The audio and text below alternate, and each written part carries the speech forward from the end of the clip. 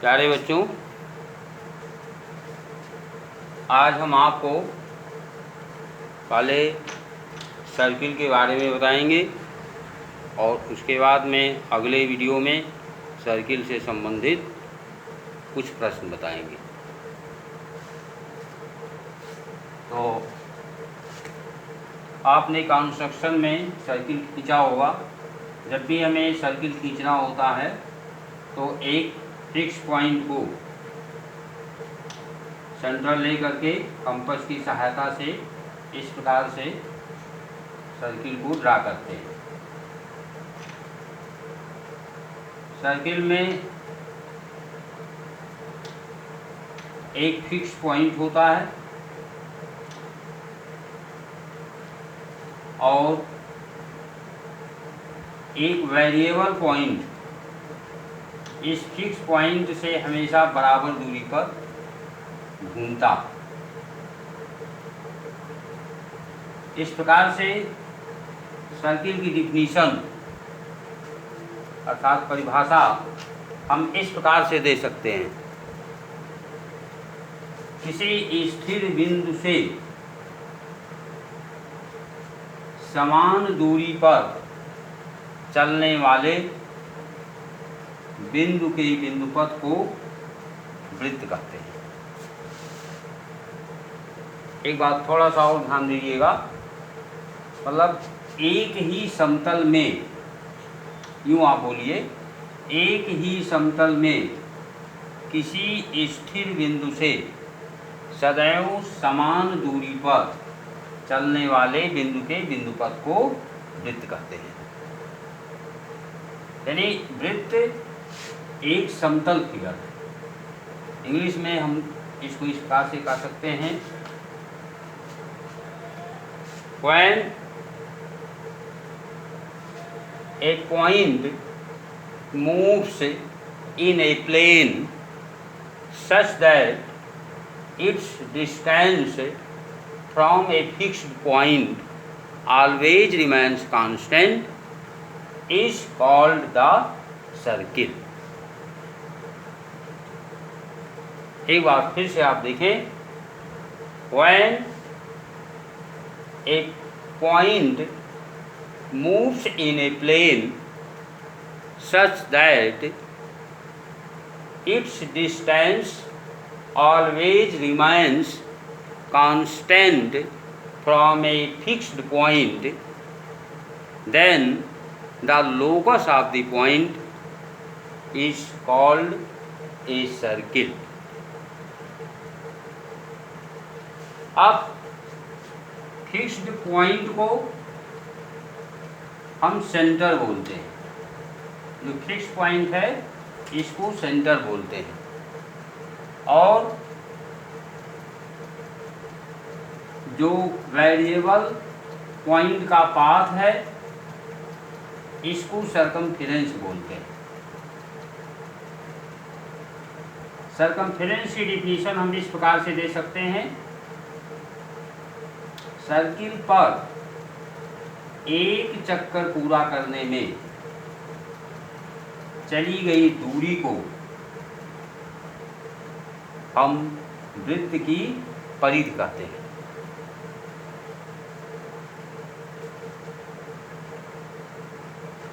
वृत्त पर एक चक्कर पूरा करने में चली गई दूरी को वृत्त की परिधि कहते हैं। The distance covered in a complete round on the circular path is called circumference of the circle। तो हमने आपको सर्कमफेरेंस बताया अर्थात परिधि और सेंटर बताया। अब सेंटर से सर्कमफेरेंस के बीच की जो डिस्टेंस है इसको हम रेडियस बोलते हैं, इसे आर से निरूपित करते हैं। और इस रेडियस को अगर दूसरे साइड में भी आगे तक बढ़ा दें सरकमफ्रेंस तक, तो इधर भी आपका r हो गया, r प्लस r 2r, ये आपका d हो गया, d equal to 2r। d क्या है? डायमीटर, सर्किल का डायमीटर। तो इस प्रकार सर्किल का डायमीटर रेडियस का 2 गुना होता है।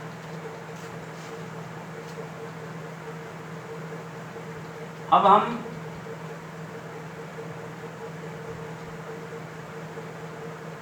आपको जीवा के बारे में बताने जा रहे हैं। सर्किल पर किन्हीं दो बिंदुओं को मिलाने वाले रेखाखंड को हम जीवा कहते हैं। Line segment joining two point on the circle is called a chord of the circle। जीवा को हम इंग्लिश में कॉर्ड बोलते हैं। कॉर्ड की डिफिनीशन इस प्रकार से होती है, a line segment joining any two point on the circle is called a chord of the circle. तो ये आपकी कॉर्ड है, AB आपका कॉर्ड है, और ये डायमीटर आपका PQ है। डायमीटर यानी व्यास भी एक कॉर्ड ही होती है।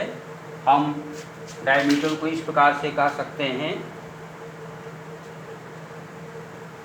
ए chord passing through centre of the circle is called diameter. अर्थात केंद्र से होकर जाने वाली जीवा को व्यास कहते हैं। अगर कोई जीवा केंद्र से होकर के जा रही है तो वह व्यास के बराबर होगी। तो हमने आपको सर्किल बताया, सेंटर बताया, सरकमफ्रेंस बताया, उसके बाद कॉर्ड बताया, डायमीटर बताया। अब सरकमफ्रेंस की लेंथ क्या होती है? सरकमफ्रेंस जिसको हम हिंदी में परिधि बोलते हैं, ये बराबर होता है 2πr। परिधि बराबर 2πr। और इस पूरे वृत्त की एरिया ऑफ द सर्किल, या जिसको हम हिंदी में लिखते हैं वृत्त का क्षेत्रफल, ये आपका होता है πr²। Area of the circle is πr²। अब उसके बाद में हम वृत्त से संबंधित कुछ और सूत्र आपको बताएंगे। जैसे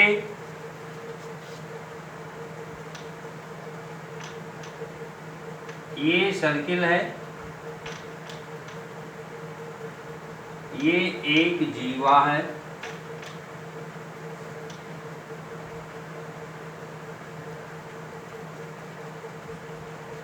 यह जीवा वृत्त को दो भागों में विभाजित कर रही है, जिसमें एक भाग छोटा है, एक बड़ा है। इसमें से प्रत्येक भाग को सेगमेंट ऑफ द सर्किल कहते हैं। इसे हिंदी में वृत्तखंड, वृत्तखंड मतलब वृत्त का एक भाग। तो सेगमेंट ऑफ द सर्किल या वृत्तखंड को हम इस प्रकार से परिभाषित कर सकते हैं, वृत्त की प्रत्येक जीवा वृत्त को दो भागों में विभाजित करती है। इनमें से प्रत्येक भाग को वृत्तखंड कहते हैं। अब जो छोटा वाला भाग है इसको बोलेंगे लघु वृत्तखंड। लघु वृत्तखंड। और जो बड़ा वाला भाग है इसको लिखेंगे दीर्घ वृत्तखंड।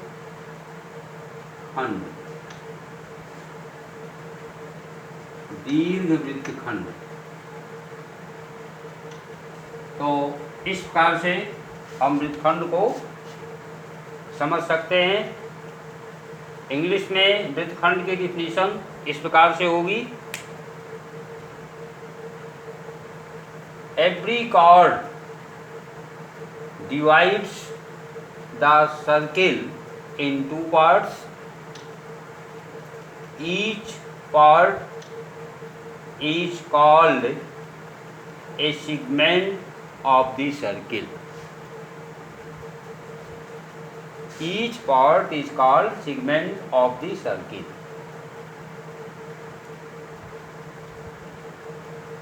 The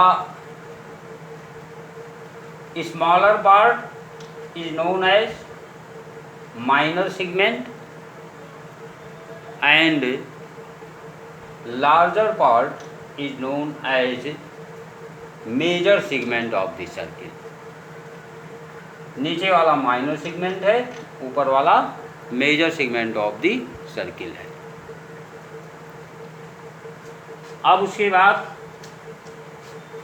हम आपको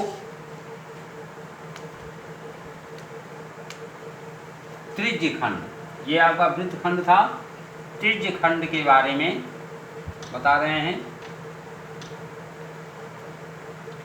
ये सर्किल है, ये सेंटर है, इसको आप एक रेडियस ऐसे खींच दीजिए OA,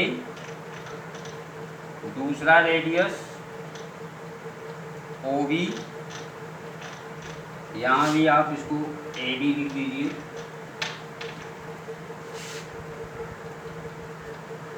अब हम देख रहे हैं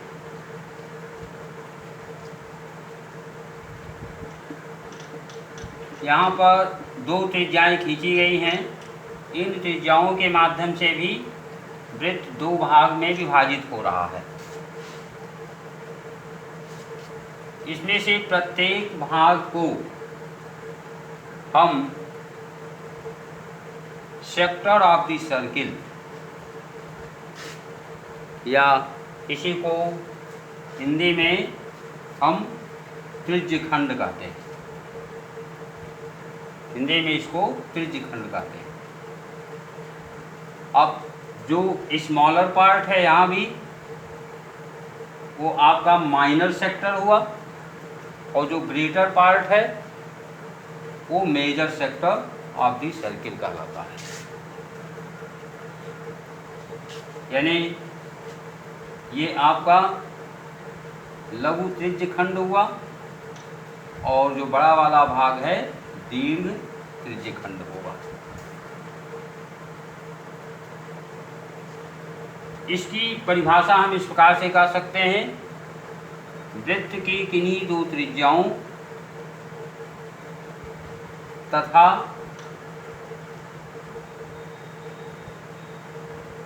वृत्त के चाप से घिरे हुए भाग को त्रिज्यखंड कहते हैं। वृत्त की किन्हीं दो त्रिज्याओं तथा वृत्त के चाप से घिरे हुए भाग को त्रिज्यखंड कहते हैं।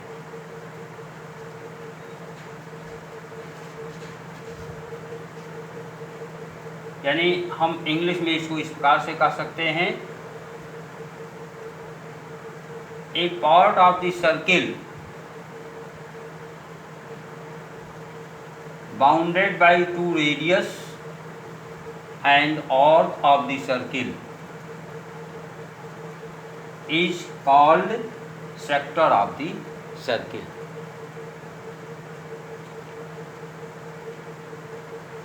ये आपकी सर्किल की डिफिनीशन थी। अब हम आपको इसकी एरिया के बारे में बताएंगे। मान लीजिए OA और OB सेंटर पर थीटा एंगल बनाते हैं, तो ऐसी दशा में एरिया ऑफ सेक्टर अर्थात त्रिज्यखंड का क्षेत्रफल, त्रिज्यखंड का क्षेत्रफल बराबर theta upon 360 cross pi r square. ये आपका एरिया ऑफ सेक्टर का फार्मूला है।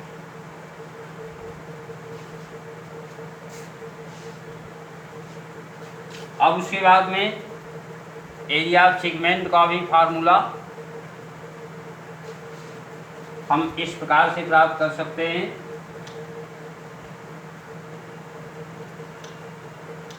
केंद्र O को A और B से जोड़ दीजिए,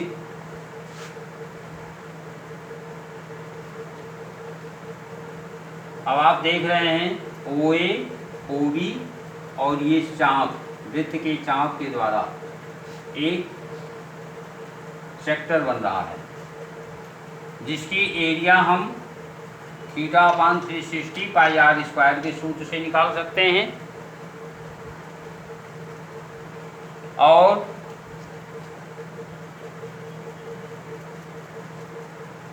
त्रिभुज OAB इसकी एरिया हम 1/2 गुणे आधार बटे लंब से निकाल सकते हैं।